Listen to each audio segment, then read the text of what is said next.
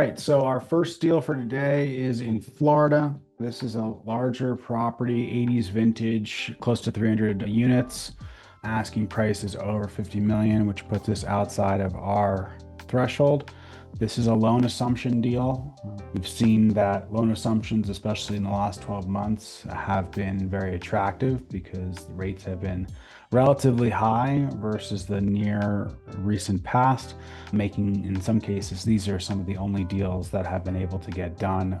Now, as rates are falling, that's going to change, but in this particular case, we're looking at a sub 4% interest rate, which is very attractive. And so we'll be taking a hard look at this, but even with full leverage, this is going to be something that's outside of our wheelhouse. So far as demographics, this just barely meets our threshold. Household income in the 50s, 55K per household per year. Household value at about 3 times that amount, just about at the borderline. Population growth has been relatively flat over the last 5 years. Unemployment's low, consistent with what I would expect in this area in Florida. And schools are right around the minimum of 5 on average out of 10 for grade schools. So all in all, a middling area, not necessarily something we want to aggressively pursue. We're really focused on properties in great areas, not necessarily properties that are in middling areas. So that being said, it looks like they previously purchased this property back in 2019, so about 6 years ago, for about $167 a square foot, which in this case, given the small unit sizes, is only about 120K a door. Another reason we don't love this property is just the unit sizes being small. Now, that being said, there is quite a few bedrooms, but those 2 bedroom units are pretty small at 700 square feet. Would be careful about overestimating rents, just given that the square footage probably makes those units look pretty small. Given the fact that this is a loan assumption at a very nice rate, the yield in year one looks pretty attractive. However, that's at relatively low leverage, something less than 60% loan to value. Relatively light value add. They're getting pretty decent rents here already, pushing $2.25 on the existing. We're looking to push to a little under $2.5 a square foot. That's relatively expensive. I think part of that is due to the small unit sizes. And given that the income in this area is pretty low, it's pretty difficult for someone to probably afford to live here. So again, you're looking at a property that may have some difficulty keeping and maintaining tenants over time. Property is relatively well maintained, limited bad debt, and expenses wise, relatively expensive property to run. It is an 80s vintage property. Taxes are relatively high at almost $3,000, or we expect them to go up to almost $3,000 a unit, which would be about 14% of revenue. Insurance here, not nearly as bad as it was previously. We're still projecting about a 50% increase in insurance versus the seller, but only about 6% of revenue, so not a huge driver of overall returns. Otherwise, there is pretty expensive water here. Consumption, we're talking about something around $1,500 per unit, and for only a 700 square foot unit, and in a lot of cases these do have 2 bathrooms, so that can definitely be a factor. But at that amount of water per unit, we would need to look closely into the water rates or the water consumption, so far as the number of gallons used per unit, or if it's a rate issue. So is water very expensive, or are they consuming a significant amount of water? Sometimes that can be a factor of the number of people that are living in each unit. So we have to keep an eye out on that, especially given how high water is. Now, about 60% of that water bill is billed back to the tenants. As of right now, we would look to increase that amount, but it's possible that given the expensiveness of water in this area, there's only so much that the tenant can bear, and we may be at the limit so far as what we can bill back. So something we'd have to look into closely if this was something we would want to pursue more heavily. And then otherwise, that pretty much covers most of it. I think all in all, given the borderline demographics, the large size of the property, somewhat offset by the loan assumption, which is giving really strong year one cash flow, this is a deal that we're not going to be very competitive on. We're somewhere around 85 cents on the dollar relative to the asking price. I do not believe that this property is worth significantly more than when they purchased it before, but I imagine the seller will disagree, and it's unlikely we'll be aggressive or competitive on this deal.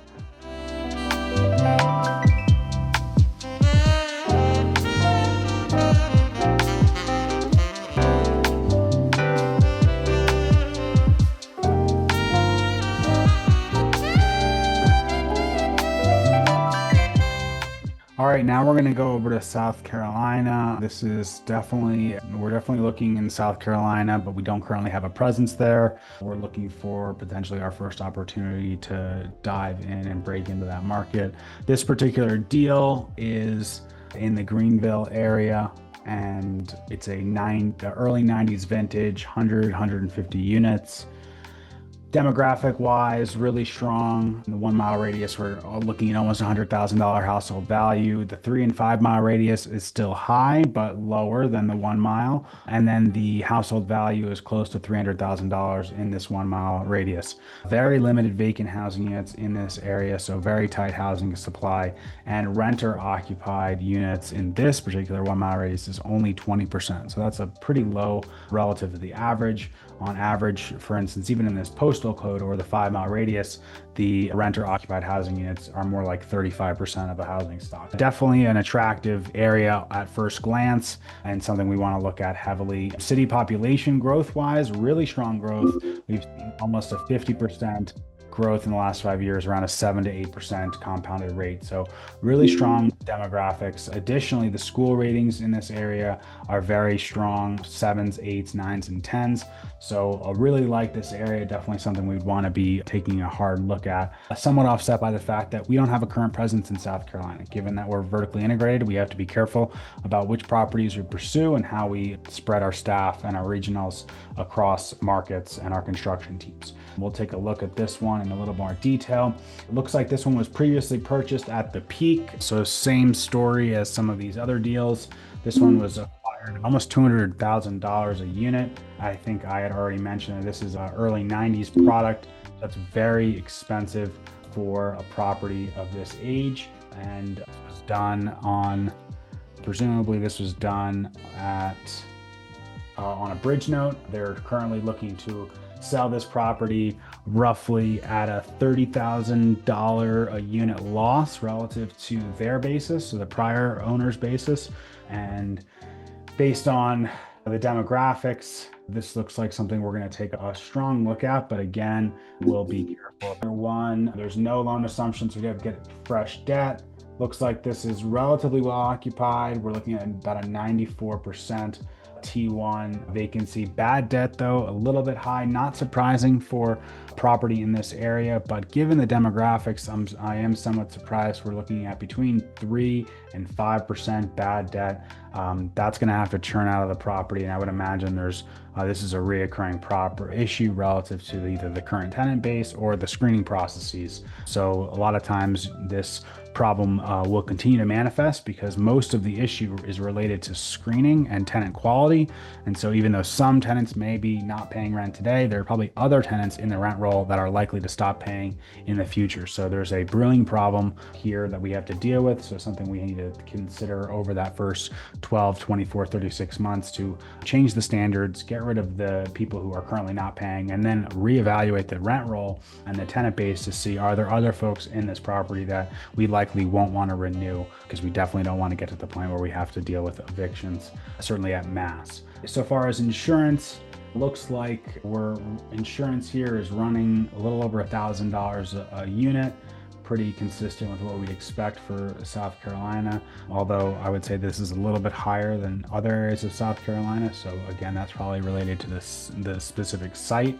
Real estate taxes, given that we're looking at a reduction in price relative to the prior owner, there is an expectation that we're going to see taxes come down about 30% from legacy tax levels, assuming we're able to acquire this at our purchase price.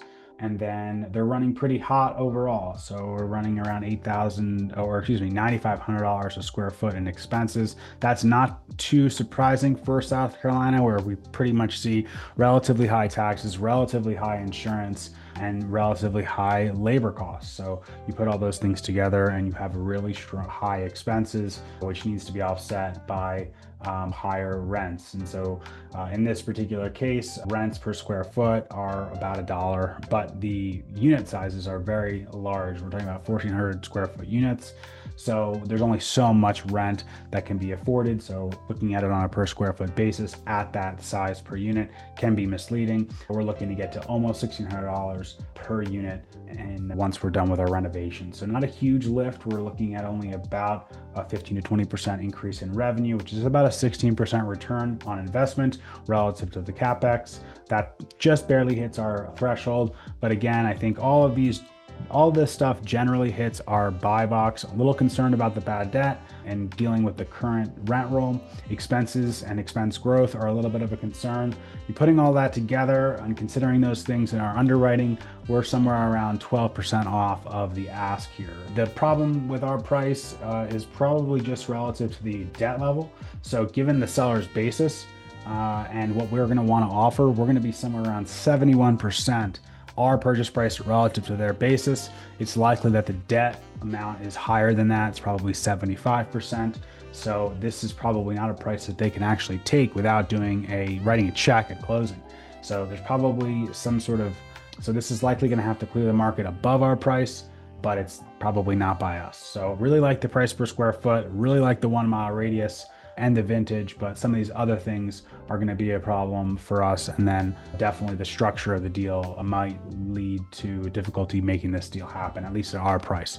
So it's likely that someone's going to have to come in somewhere north of 90 cents on the dollar to clear the debt. And the existing owner is going to likely be totally wiped out. And the new owner is going to hopefully be able to wipe the slate clean and execute a new value add where it makes sense. So with that, we will be making an offer here, but given that our offer is likely below the net debt, probably not that likely.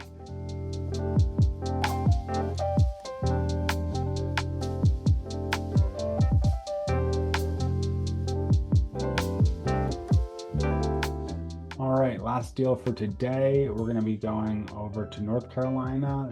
Generally, we prefer North Carolina to South Carolina, given some of the expense pressures we see in South Carolina, as well as some of the issues that we saw during COVID that are largely still affecting the behavior of tenants from one market to another as it relates to paying rent on time, and just the ability of tenants to pay seems to be a lot stronger in North Carolina versus South Carolina. Obviously, that's a broad statement. There's many markets, sub-markets in each area, and there are many markets in North Carolina we don't like relative to some markets in South Carolina. But as a general statement, we prefer operating, and our operations team and our property management team prefers North Carolina to South Carolina, generally speaking. So we're in the Raleigh market here. This is a strong area. This is a tier 1 deal for us so far as size and demographics. Just a little under 100 units for this particular property. We're looking at median household income in this 1 mile radius a little under 60. The 3 and the 5 mile has higher income, so 70,000 for the 3 mile, 85,000 for the 5 mile radius. Those again are a little bit of red flags. It tells me that we're looking at a pocket that may be not as attractive as some of the surrounding areas, which can be an issue. And if I look at the schools, we're looking at an elementary school that gets a 3. That is another kind of a red flag. Those alone together are enough to not pursue this deal competitively, just because at the end of the day, we want to have families who want to send their kids to good schools. And so a 3 for elementary school is probably not a great fit. The middle school and the high school are 7s, 8s, and 9s. That's great. That points to the 3 and 5 mile radius, as these elementary schools all compile into middle and high schools. So all of that information is consistent with potentially a small pocket area that has schools that are just not as good, and maybe that will lead to long-term not a high quality of a tenant, and potentially not as good of an investment for our company and for our investors. Now, that being said, after looking at the demographics, and again, this is an late 80s asset, a little under 100 units. That's typically also another yellow flag. We want to be over 100 units due to scale issues. But as we continue to pursue and look at deals in these markets, we want to take a look at everything and be able to do some relative valuation, because presumably a property of this size would be less expensive all things being equal, versus something slightly larger. So this particular deal was bought in 2018 for around $70 a square foot. They're currently looking to sell this at about 2 times that basis. So not 2 times the equity, 2 times the basis versus what happened 7 years ago. Maybe it's justified, and perhaps they bought it at a distressed price at that time, but that seems like a pretty rich amount of movement in price for over 7 years, is to double the basis. If we look at that's a little under $150 a square foot. This particular unit mix is very strong. We're talking mostly 2s and 3s. That is something that we find to be very attractive.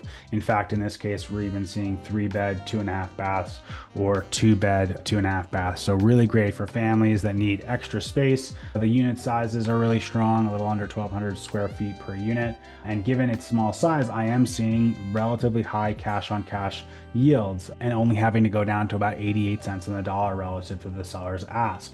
Now, if I look again at the expenses, just as a comparison from South to North Carolina and some of those areas that we were looking at before versus this area, insurance costs are a little bit lower than in maybe the South Carolina markets we were looking at. Taxes around the same price from a unit perspective, but the unit pricing is higher. That's something to consider. Overall, we're still looking at about an $8,500 to $9,000 expense per unit. So still basically in the same ballpark as some of the deals that we're seeing throughout the Carolinas. From a revenue perspective, we are not quite hitting the ROI target that we want. There's not a huge lift here. We're looking at going from up about 10 to 15 cents per square foot, and the ROI is not that attractive from that perspective. So there's a question on whether or not it makes sense to even do the value add.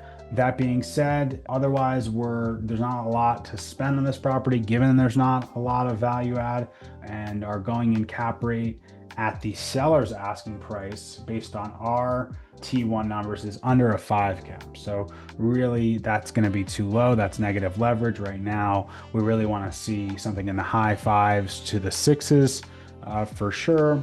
Even with rates having gone down a little bit, we can't really be doing deals at those numbers, and we really can't finance deals at that going in cap. So at our numbers, we're closer to a 6 cap going in on a T1 basis. We're trying to get to roughly a 7.5% yield on cost by year 4. That's consistent with a margin of safety relative to risk-free rates and then our basis. So that seems attractive to us. That puts us in an IRR roughly in the 16, 17s over a 7 to 10 year hold.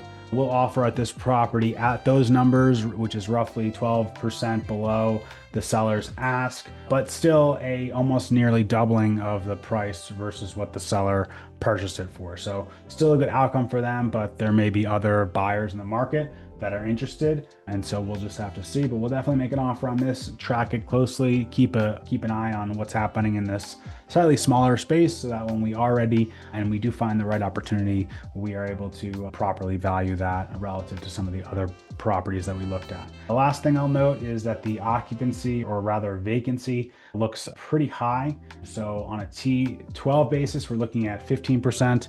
Vacancy, it seems to be improving over time. So in the T1, we're looking at about a 10% vacancy.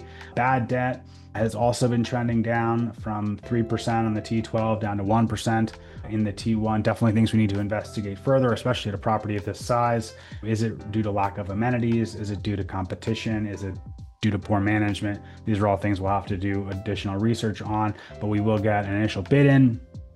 And if we're in the running, we'll get closer to the property. We'll do a site visit. We'll investigate more and ask additional questions related to some of these dynamics. And with that, I think this is an example of an asset we would like so far as the unit sizes, so far as the vintage, so far as generally the area. Some of the things we don't like are going to be the fact that the elementary school is below our school threshold.